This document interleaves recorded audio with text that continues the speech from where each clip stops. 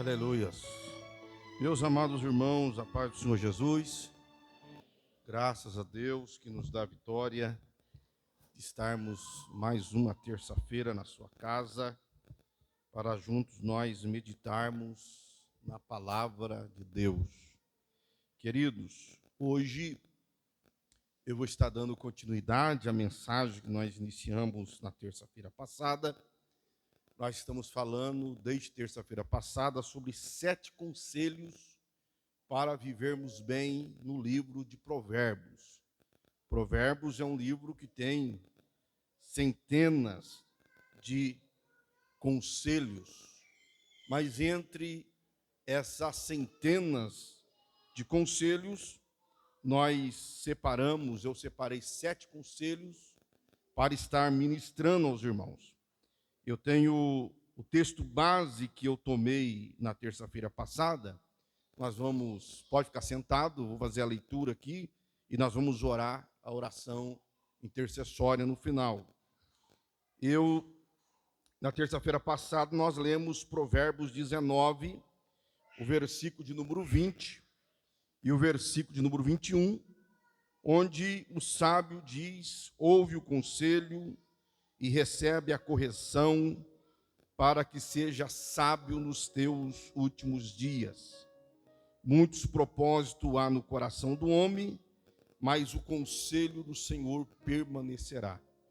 E é com base nesses 2 versículos que nós iniciamos, então, aqui na terça-feira passada, falando sobre 7 conselhos. E na terça-feira passada eu falei sobre 4 conselhos. O primeiro conselho que nós falamos é: confia em Deus. O primeiro conselho é que nós devemos confiar em Deus e não em nós, no nosso entendimento, na nossa força, no nosso poder. Eu disse sobre também que nós não devemos pôr a nossa confiança em nós, no homem, que somos nós mesmos, quando Jeremias diz lá no 17, versículo 5, maldito o homem que confia no homem. O segundo conselho que eu falei foi sobre nós evitarmos a arrogância, olhar com olhar de superioridade, nós acharmos que somos melhores do que os demais, baseado em Provérbios capítulo 11, versículo 2. E o terceiro conselho que nós falamos foi que nós devemos ser generosos, Provérbios capítulo 11, versículo 25. E então nós detalhamos e comentamos sobre a graça que é nós sermos bons ao próximo, nós sermos generosos com o próximo. E o quarto conselho, o último que eu falei aqui na terça-feira passada, foi sobre o cuidado com que você fala, baseado em Provérbios capítulo 13, versículo de número 3. Então nós falamos sobre esses 4 conselhos para nós vivermos bem. E hoje então eu vou iniciar falando sobre o 5º conselho. Entre os centenas de conselhos que nós temos em Provérbios, o 5º conselho que eu escolhi é: valorize o ensino. Se você quer viver bem, você tem que valorizar o ensino. O livro de Provérbios, capítulo 13, versículo 13, diz assim: quem zomba da instrução pagará por ela, mas aquele que respeita o mandamento será recompensado. Basicamente, o que Salomão está dizendo é para que você estude, principalmente a palavra de Deus. É para que você não despreze o privilégio de aprender. Aprender é um privilégio, irmãos. Estudar é um privilégio. As pessoas dessa geração, ou a geração passada, que logo cedo teve que ir para o campo trabalhar e não tiveram o privilégio de estudar, muitos sequer sabem escrever o seu nome de modo correto. Muitos, quando vão a um banco, assinar um documento, um contrato, ele tem que sujar o dedão e colocar lá no papel, porque ele não teve o privilégio de estudar e de aprender. Hoje nós temos privilégio tremendo do ensino, tanto da palavra de Deus quanto do ensino secular. Salomão disse que não há limite para o conhecimento. Se não há limite para o conhecimento, também não há limite de idade para aprender alguma coisa. A geração passada que não teve o privilégio, volto a repetir, porque tiveram que ir logo cedo trabalhar para ajudar os pais, numa época em que os nossos pais tinham muitos filhos, o gasto era grande. Então os filhos, quando tomavam uma certa idade, podiam já ir para o campo, eles iam trabalhar para ajudar nessa despesa. Eles sentem falta do conhecimento, eles sentem falta do estudo, que eles não tiveram o privilégio de.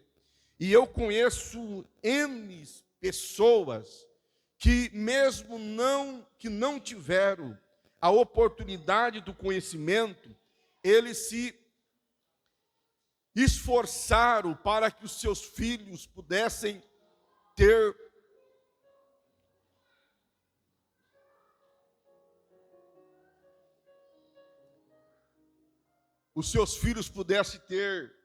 o conhecimento. Não faz muitos dias, esses vídeos que aparecem lá na internet para você ver, e apareceu um cidadão, um rapaz, ele correndo no campo, seu pai trabalhando com a enxada na mão, e ele havia acabado de passar numa faculdade federal para o curso de medicina.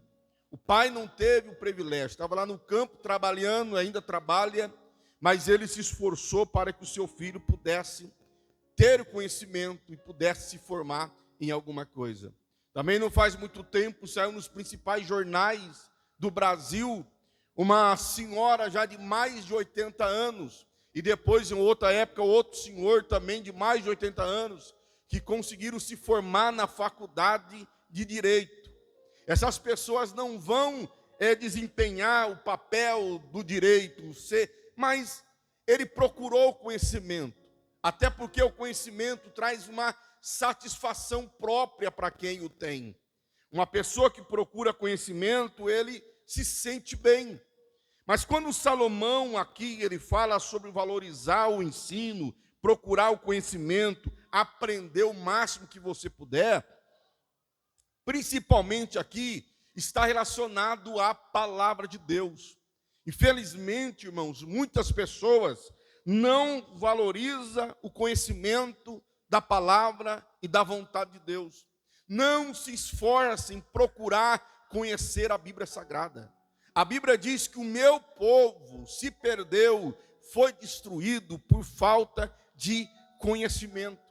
Hoje nós temos tantos livros que ensinam os originais da palavra de Deus, mas tem tanto tipo de versão de Bíblia. Tem a NAA, tem a NRA, tem a NAA, NTLH, tem a NVI, tem a nova versão, a Viva, e tanta versão, tão fácil de ler, e as pessoas não querem ter o conhecimento da palavra de Deus. Eu disse aqui há poucos dias que não faz muito tempo, eu e o Roberval, nós vamos fazer uma visita, e eu pedi para a irmã pegar a Bíblia. A irmã demorou quase 10 minutos para achar a Bíblia, para nós lermos, para fazer oração.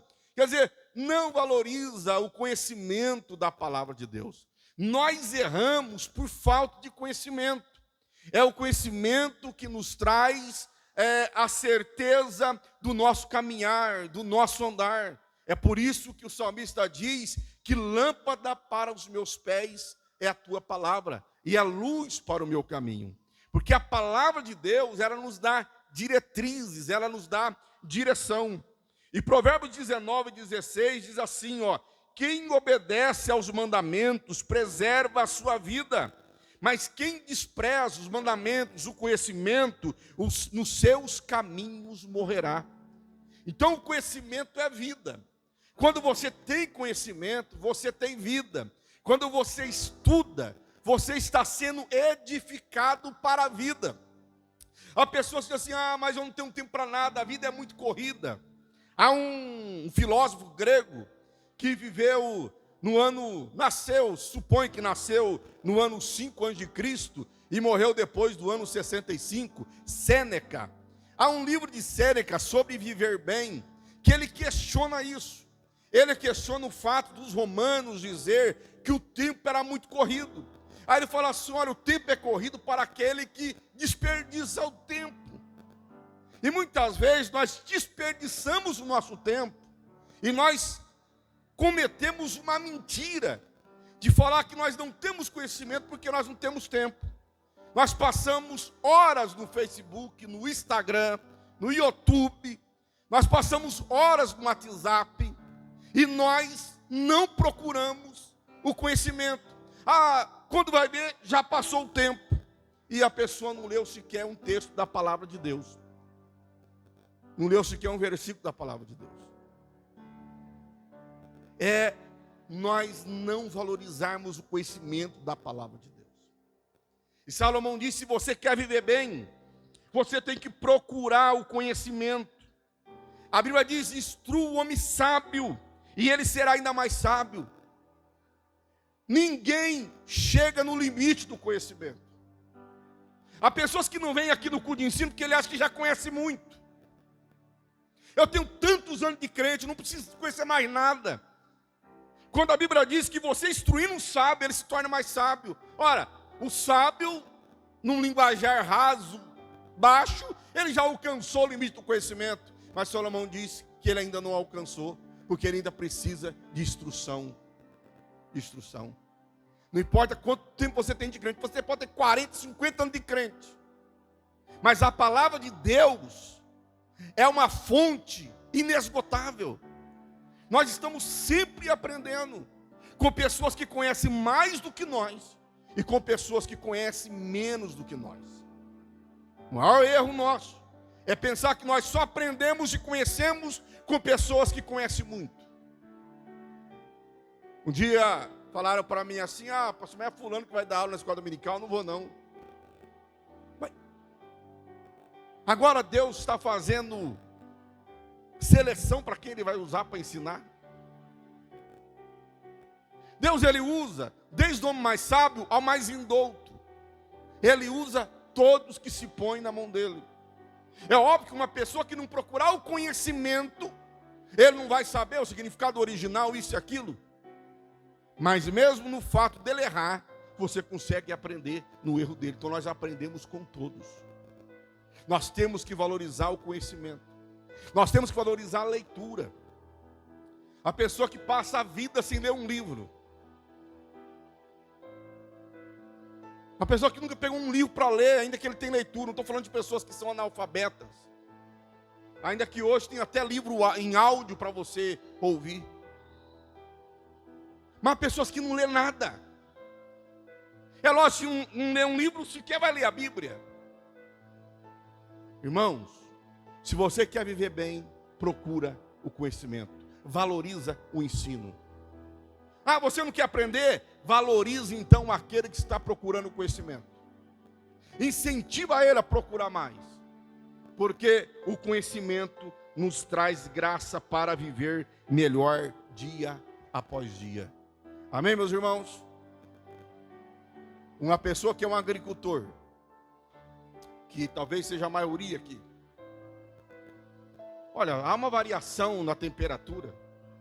Cada dia há um conhecimento melhor, uma pesquisa dos homens que estudam agronomia. Qual é a melhor, como é que chama lá que joga lá? Para produzir aquele negócio branco que você joga, calcário, adubo. Cada dia inventa uma coisa nova. Eles estudaram. Uma pessoa que mexe com o campo, ele tem que estar pronto para ouvir e aprender. E cada dia aprender mais e mais. Uma pessoa que trabalha como pedreiro.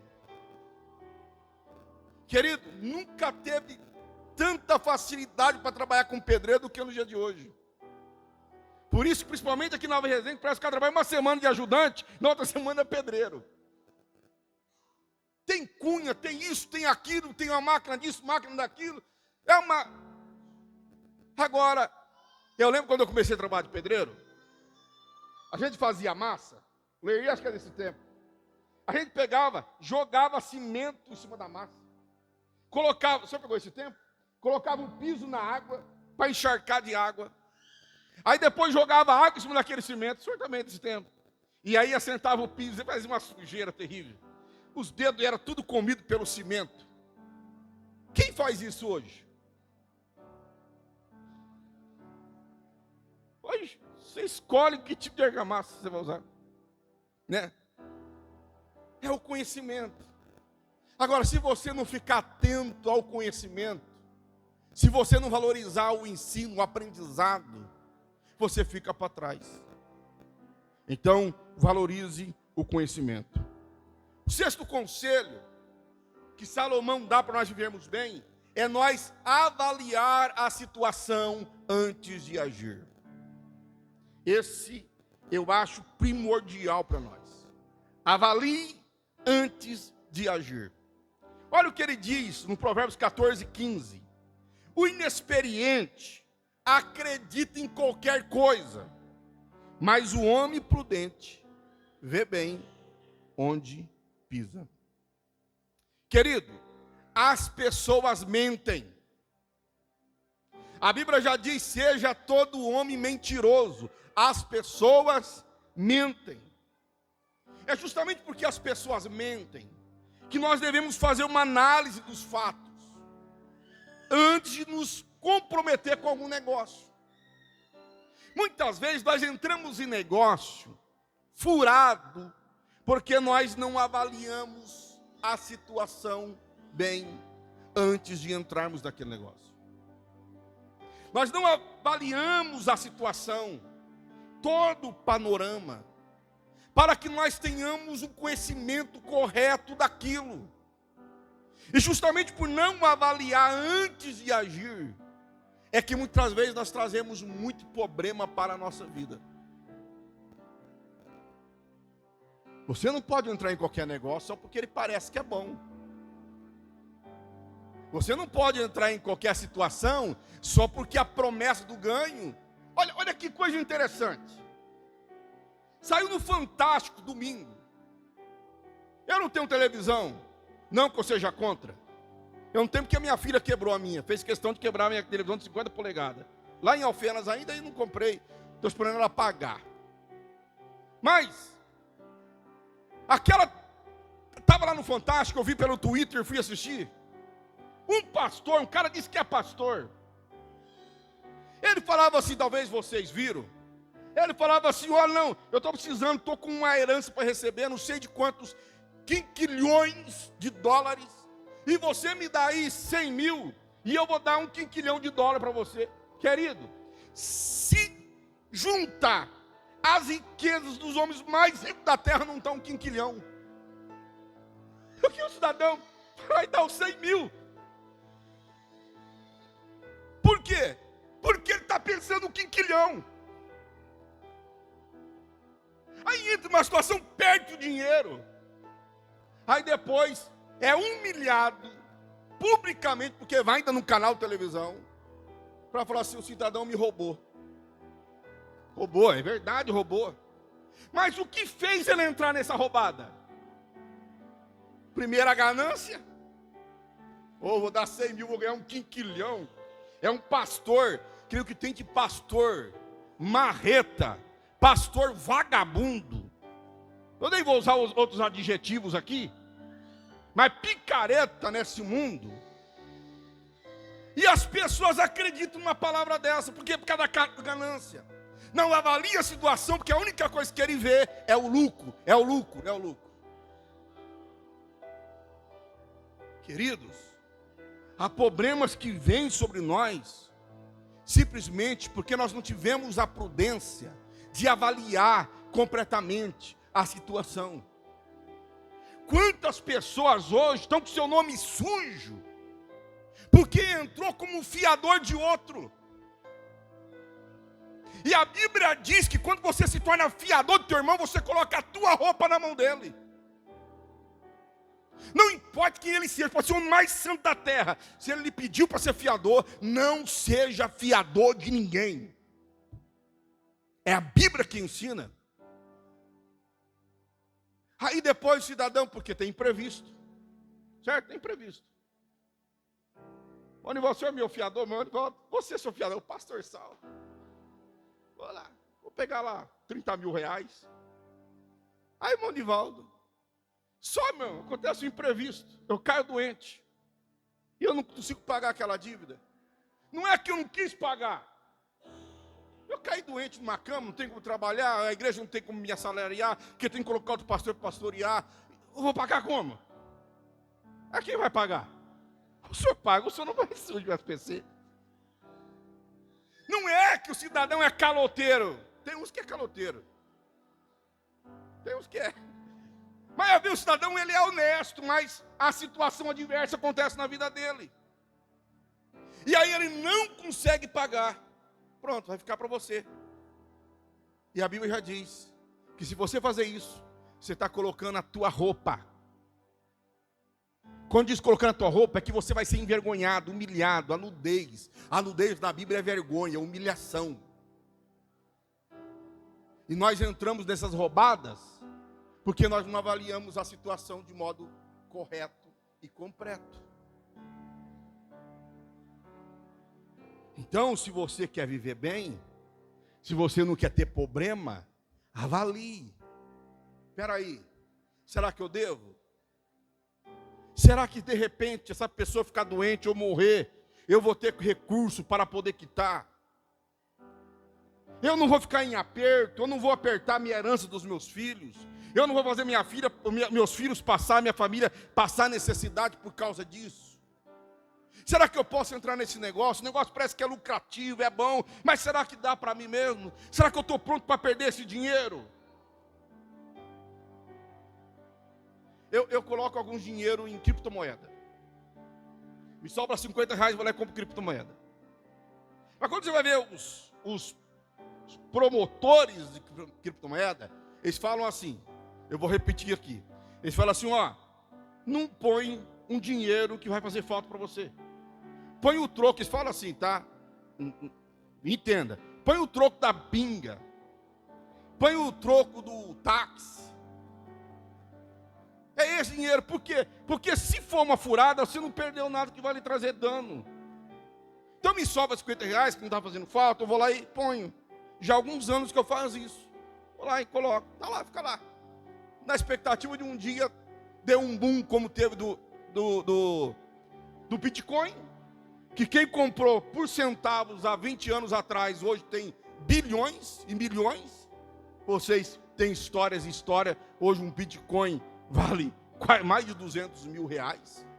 E quando começou valia poucos centavos de dólar. Acho que era 20 centes, alguma coisa assim. Então estou lá. Mas muitas vezes nós entramos numa situação sem avaliar. E se eu não tiver retorno do que eu estou fazendo? E se eu perder? Sabe esse negócio de pirâmide? Você já ouviu falar de pirâmide? Que assim, olha, você põe aqui 10 mil reais. Eu vou falar aqui, não vou falar da Rinodê não, porque pode ser que tenha alguém de Rinodê aqui, né? Mas você põe aqui, você compra um pacote aqui, 1.000 reais. Viu, Messias? 1.000 reais. Aí, você coloca 10 pessoas. Você vai ganhar porcentagem daquelas 10 pessoas. Aquelas 10 pessoas vão colocar outras 10, você vai ganhar em cima dos 100. Aquelas outras 100, vai colocar mais 10, então você vai ganhar em cima dos 1.000. Vamos ganhar. É assim que funciona? Pirâmide. Estou falando de pirâmide. Aí de repente, porque eles usam o dinheiro daqueles que estão entrando para pagar os topos. Mas para de entrar, para o dinheiro. E aí o último que entrou, que não colocou ainda os 10, ele perde todo o dinheiro que ele tinha. E quem ganha é os do topo. Aí nós não avaliamos a situação. Aí nós perdemos.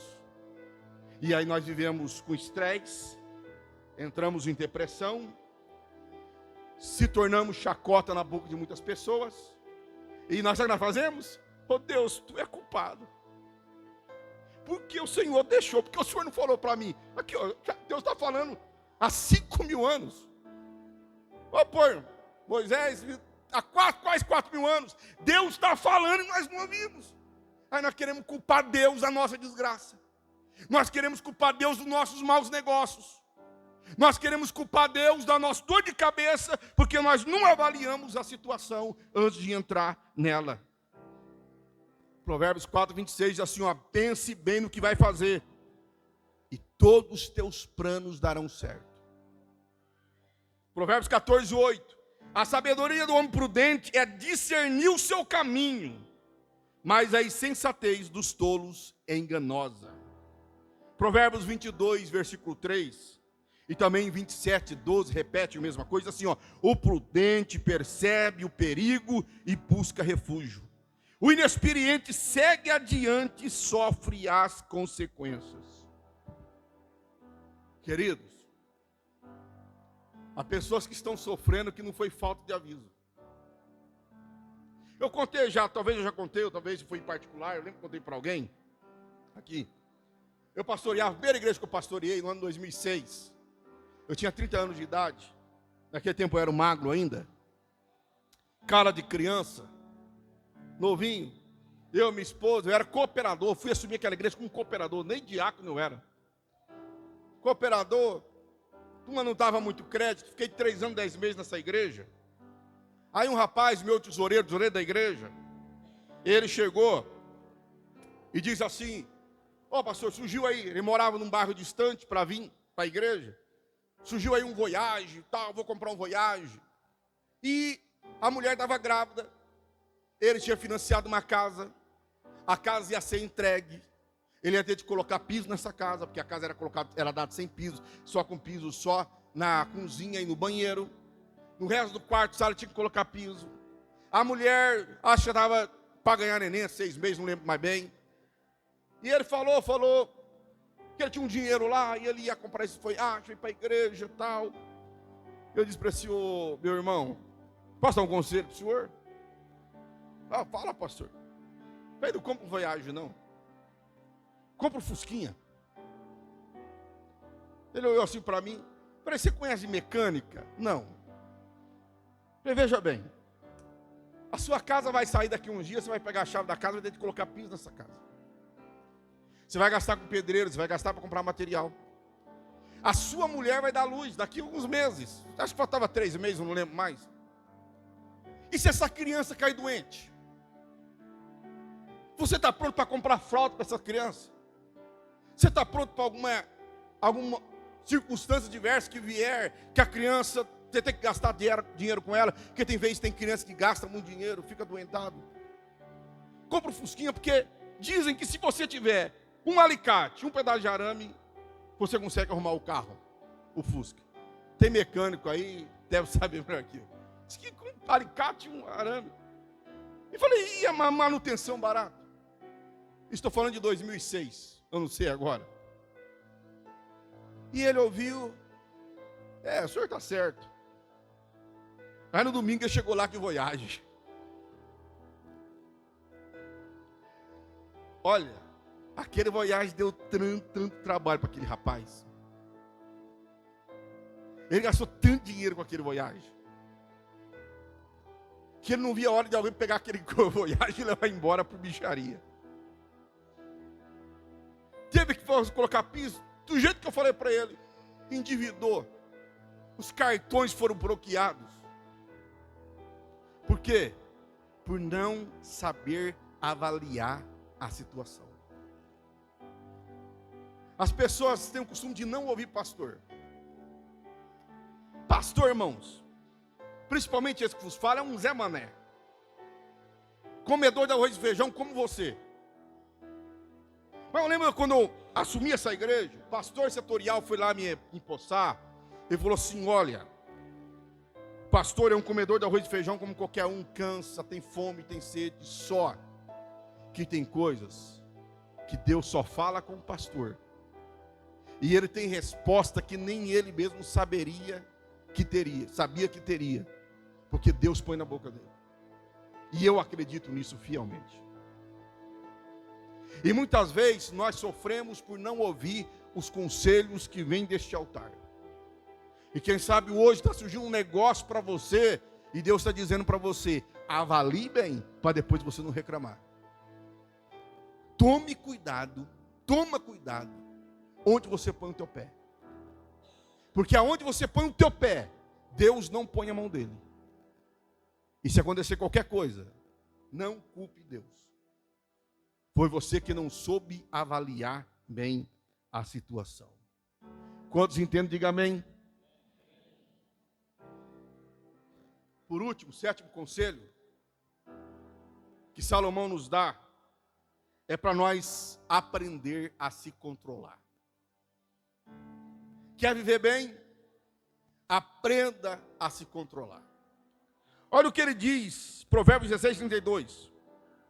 Melhor é o homem paciente do que o guerreiro. Mais vale controlar o seu espírito do que conquistar uma cidade. Terrível. É o homem que não consegue controlar o seu espírito. A mulher que não consegue controlar o seu espírito. Controlar o eu está relacionado à maturidade emocional. Primeiro, relacionado à maturidade espiritual, emocional. Segundo, a uma maturidade espiritual. Por que maturidade espiritual? Porque a Bíblia diz que o domínio próprio é uma das características do fruto do Espírito. Paulo, Gálatas capítulo 5. Quando ele fala sobre as obras da carne e o fruto do Espírito, ele fala que o domínio próprio é uma capacidade, ou é uma característica do fruto do Espírito. Então, ter domínio próprio, saber dominar, é uma característica espiritual. É uma maturidade espiritual. É também uma maturidade emocional. Porque se eu não sei controlar as minhas emoções, se eu não sou maduro ao ponto de controlar minhas emoções, eu explodo com muita facilidade. Há pessoas que ele não consegue ouvir uma palavra contrária à sua vontade, que ele explode. Chegou o conhecimento de um irmão de uma igreja que eu pastoreei, que quando ele ficava bravo em casa, era prato, era panela, voava para todo lado. Quebrava o utensílio doméstico, arrebentava a geladeira. Aí no outro dia tinha que ir lá comprar tudo de novo. Sério? Não tem maturidade emocional. Não tem domínio próprio, não consegue se controlar. Não tem autocontrole. Querido, Salomão diz que assim como uma cidade sem muro, Provérbios 25, 28, como a cidade com seus muros derrubados, assim é quem não sabe dominar-se. Por que Salomão diz isso? Naquela época, as cidades construíam muros ao seu redor para proteger dos assaltantes, dos ladrões. Então à noite, quando o sol começava a se pôr, o sentinela gritava, avisando que a porta, os portão ia fechar, e quem estava lá fora, corria para entrar. Se ficasse vacilando, não abria depois, só no outro dia de manhã, para proteger a cidade. Então Salomão está dizendo assim, quem não tem domínio próprio, quem não sabe se controlar, quem não sabe se dominar, ele é invadido por toda sorte de mal. Sabe essas pessoas que ele faz uma tempestade com uma gota d'água no copo? Esperneia, grita, briga. Ele não consegue controlar o seu ânimo. Ele não consegue controlar o seu ser. Ele explode com facilidade. Ele cria muitos problemas por causa dessa falta de maturidade emocional. Eu lembro, pastor, um amigo meu de Campinas, Eu era um adolescente, ele já era pai de 3 filhos. Eu era o líder da mocidade da igreja que ele congregávamos juntos.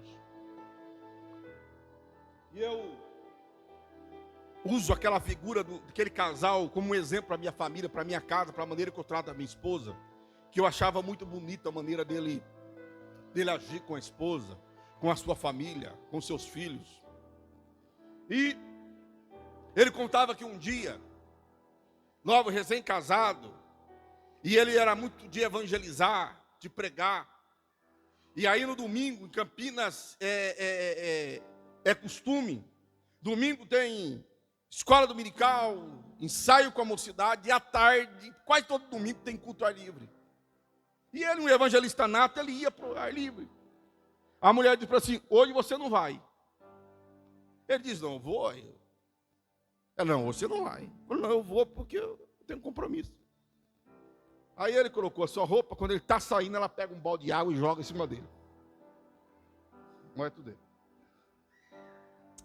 Ele disse para mim, contando para mim essa história, ele entrou dentro de casa, trocou de roupa, e falou assim: eu estou indo. Ela disse: você não vai. Irmã Jane, você não vai. Ele disse: eu vou. Quando ele está saindo, outro balde de água em cima dele. Ele aguentou o rojão, entrou de novo, trocou de roupa, e disse: eu estou indo. Ela disse: você não vai. Ele disse: eu vou. Quando ele está saindo, terceiro balde de água. Aí ele analisou bem e diz assim: ela está precisando de mim hoje, então eu vou ficar aqui. E ficou. Vou perguntar para você: se fosse com você, você ia ficar com a boca fechadinha?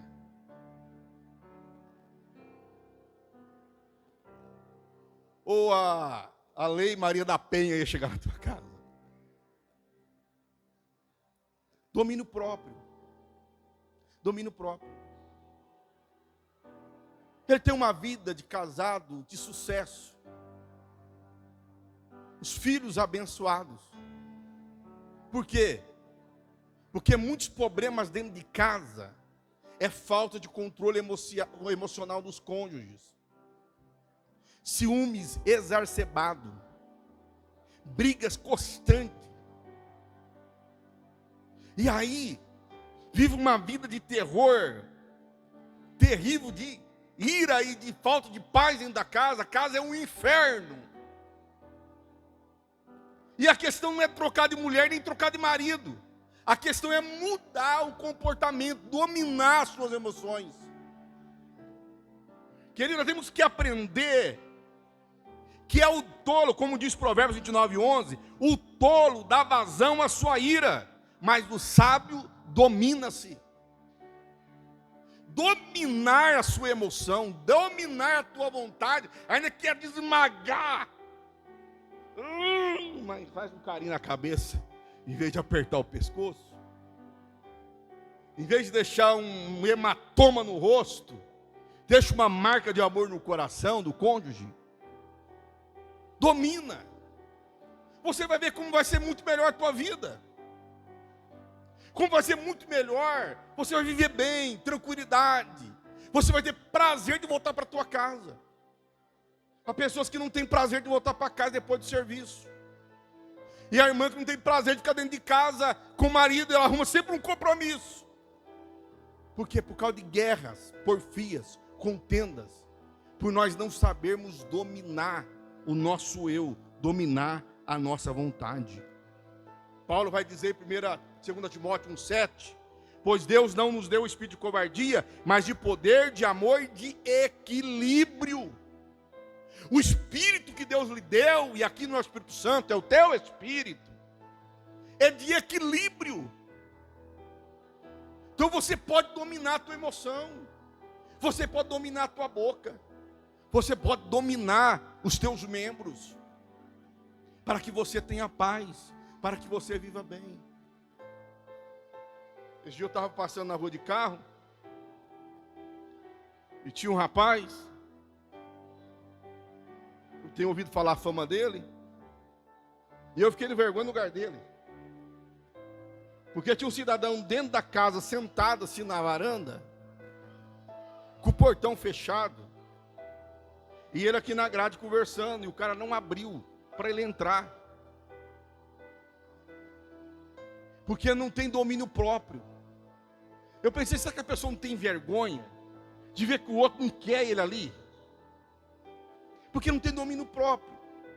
Fala o que quer, quando quer e não para de falar. Irmãos, a falta de domínio faz nós termos uma vida atribulada. Domínio em todos os sentidos. Tem pessoas que não têm domínio e é um comprador compulsivo. Você conhece alguém assim? Não para de comprar nunca. É compulsivo. Eu tenho uma parente que quando ela está triste, ela vai comprar para se alegrar. E depois que ela compra, ela fica assim que vai ter que pagar. Aí qual é o caminho? É comprar de novo.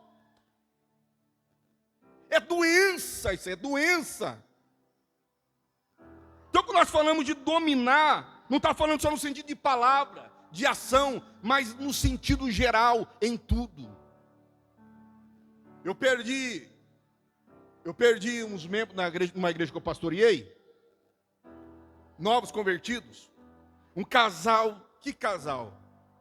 Eu gostava daquele casal. E aí, esse casal um dia foi na minha casa. Pastor, não querendo falar com o senhor. Vamos falar. Pastor, é meio desajeitado, mas é o seguinte, fulana comprava lá com nós lá. Comprava lá, eles vendiam alguns sapato, sandália, tênis, essas coisas.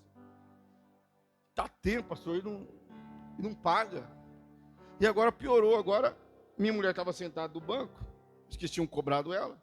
Ela cumprimentou quem estava atrás, cumprimentou quem estava na frente, mas não cumprimentou minha mulher. Não tem como nós ficar na igreja mais. Perdi o casal. Porque a Beltrana, compradora compulsiva, compra tanto e não consegue pagar tudo que compra. Porque não tem domínio da sua emoção. Quando nós falamos de domínio próprio, nós estamos só falando de falar palavras, não só de ações. Mas estamos falando no sentido geral, tudo aquilo que compromete a tua paz. Eu estou dizendo aqui sobre 7 conselhos para viver bem. Se aquilo que você compra está lhe trazendo transtorno, porque você está comprando em excesso, pare de gastar, domina-se. Querido, nós temos que entender uma coisa. Comprar é bom demais, é ou não é, irmãos? Eu sou apaixonado por livro. Sobe um dinheirinho, eu vou lá e compro um livro. Eu compro não é para ficar de enfeite, não, para ler, para estudar. Mas, eu vou perguntar uma coisa. Você sabe o que é caro e o que é barato? Você sabe o que é caro e o que é barato? Eu vou lhe explicar. Porque muitas vezes nós compramos, você, não, eu comprei que está muito baratinho. Qual é o sintoma da doença? De falta de domínio relacionado a finanças. Tudo que você compra é barato. Mas tem coisa que de barato não tem nada. Eu vou explicar uma coisa para você.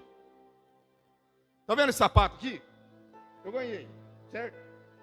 Eu ganhei. Mas vamos supor que ele tenha custado R$500. Ele é barato ou é caro? O quê? Caro.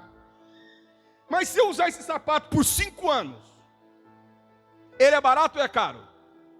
Barato. Agora, eu comprei isso aqui por R$1. Não, isso aqui não. Isso aqui vai... O sapato, né? Promoção de sapato, R$1. Eu fui lá e comprei. Ele é barato ou é caro?